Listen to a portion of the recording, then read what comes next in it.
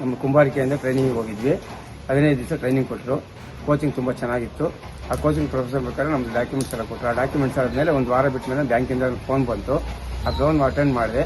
ಇನ್ನೊಂದು 2 ದಿನ ಬಿಟ್ಟು ನಿಮಗೆ ಲೋನ್ ಆಗುತ್ತೆ, ಬಂದಿದ್ದು ಅಟೆಂಡ್ ಮಾಡಿಬಿಟ್ಟು ಲೋನ್ ಪ್ರೊಸೆಸ್ ಮಾಡೋದು. ನಾನು ಬಸವನಹಳ್ಳಿಯಲ್ಲಿ ಇರೋದು.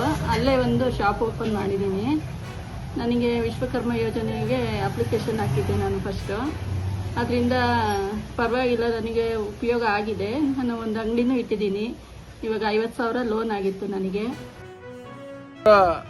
ಹೆಚ್ಚು ಜನರಿಗೆ ಈ ಸಂಬಂಧಪಟ್ಟಂತ ಟ್ರೈನಿಂಗ್ಗಳಾಗಿದೆ. ಅದರಲ್ಲಿ 6,500 ಕ್ಯಾಂಡಿಡೇಟ್ ಎಲಿಜಿಬಲ್ ಆಗಿದ್ದಾರೆ ಲೋನ್ ತಗೊಳ್ಳೋಕೆ. ಲೋನ್ ಪ್ರಕ್ರಿಯೆಯನ್ನು ಭಾಗಶಃ 75% ಜನಗಳಿಗೆ ಲೋನನ್ನ ಬ್ಯಾಂಕ್ಗಳಲ್ಲಿ ನೀಡುತ್ತಿದ್ದಾರೆ. 1 ಲಕ್ಷದ ಮೊತ್ತವನ್ನ 5% ಬಡ್ಡಿಯ ದರದಲ್ಲಿ ಸರ್ಕಾರ ಅವರಿಗೆ ಆರ್ಥಿಕ ನೆರವನ್ನ ನೀಡುತ್ತಿದೆ. ಇದರಿಂದ ಉಪಯೋಗ ಪಡೆದಂತ ಬಹಳಷ್ಟು ಕುಟುಂಬಗಳು PM ವಿಶ್ವಕರ್ಮ ಯೋಜನೆಯ ಬಗ್ಗೆ ಮೆಚ್ಚುಗೆ ಮಾತುಗಳನ್ನು ಆಡ್ತಾರೆ. ಸಂಬಂಧಪಟ್ಟಂತೆ ನಮ್ಮ ಜಿಲ್ಲೆಯಲ್ಲಿ, ಚಿಕ್ಕಮಗಳೂರು ಜಿಲ್ಲೆಯಲ್ಲಿ ಒಟ್ಟು ಎಲ್ಲ ವಿಶ್ವಕರ್ಮಕ್ಕೆ ಸಂಬಂಧಪಟ್ಟಂತೆ ಎಲ್ಲ 18 ಟ್ರೇಡ್ಗಳಿಂದ ಬಂದಂಥ ಅರ್ಜಿಯು ಒಂದು 50,000 ಅರ್ಜಿ ಸಾರ್ವಜನಿಕರಿಂದ ಅರ್ಜಿ ಹಾಕಿರ್ತಾರೆ 18 ಟ್ರೇಡ್ಗಳು. ಮತ್ತು ಈ ಟ್ರೇಡ್